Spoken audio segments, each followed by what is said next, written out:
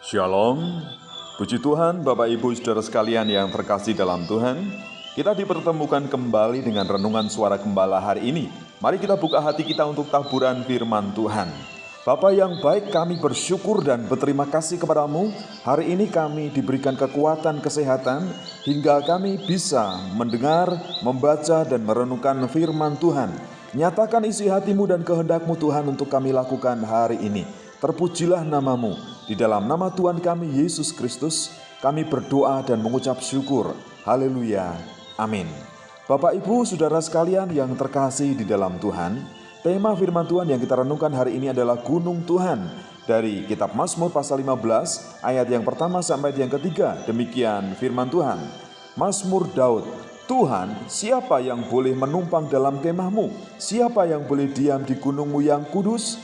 Yaitu Dia yang berlaku tidak bercela, yang melakukan apa yang adil, dan yang mengatakan kebenaran dengan segenap hatinya, yang tidak menyebarkan fitnah dengan lidahnya, yang tidak berbuat jahat terhadap temannya, dan yang tidak menimpakan cela kepada tetangganya. Semua orang tentu ingin tinggal dekat dengan Tuhan, tinggal dalam naungan kasih-Nya, dan juga menikmati berkat-berkat-Nya. Tetapi ada tugas yang harus dilakukan. Yang pertama, menjaga hatinya.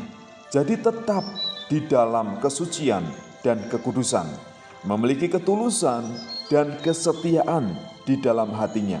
Apapun yang dilakukan dan dikerjakan, itu bukan karena keterpaksaan, tetapi ada kerelaan, sadar bahwa Tuhan menghendaki kita harus menjaga kesucian, kekudusan, ketulusan, dan kesetiaan di dalam hati kita. Karena itu menjadi dasar dari seluruh karakter dalam kehidupan kita.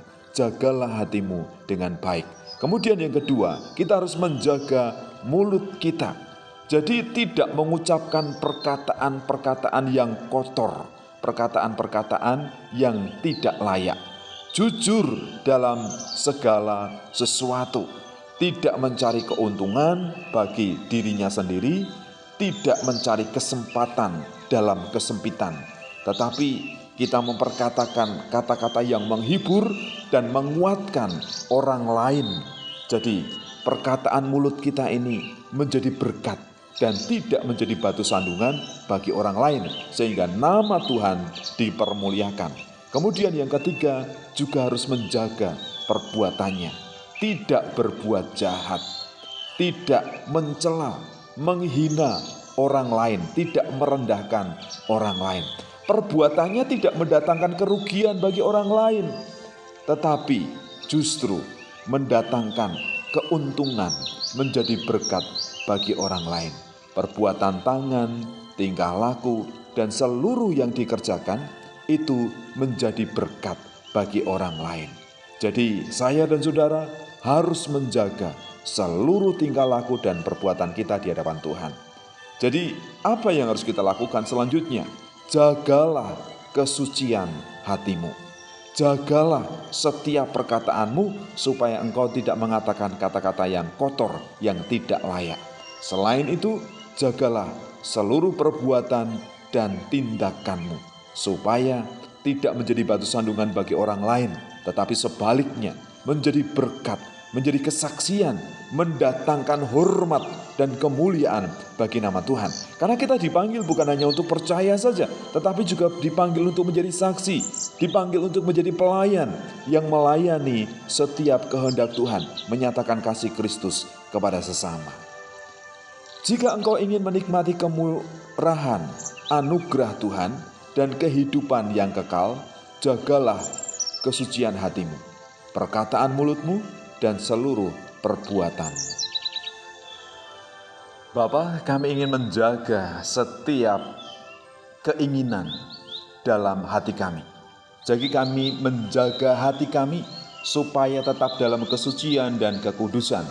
Menjaga perkataan kami supaya kami tidak mencela orang lain, supaya kami tidak merendahkan orang lain, supaya perkataan mulut kami ini tidak melukai, tetapi menjadi berkat bagi orang lain, bisa menguatkan dan menghibur orang lain. Sehingga kami juga layak untuk menikmati berkat-berkat Tuhan. Terima kasih Bapa, kami ingin menjaga sikap, perbuatan, dan tingkah laku kami, supaya kami menjadi kesaksian, menjadi seorang hamba yang melayani Tuhan, selalu memiliki kerendahan hati, dan juga merendahkan diri di hadapan Tuhan. Terima kasih Bapa, urapilah kami dan pakailah kami, supaya kami layak disebut sebagai hamba dan saksi untuk hormat dan kemuliaan nama Tuhan. Inilah ucapan syukur dan doa kami. Kami naikkan hanya di dalam nama Tuhan kami, Yesus Kristus. Haleluya. Amin.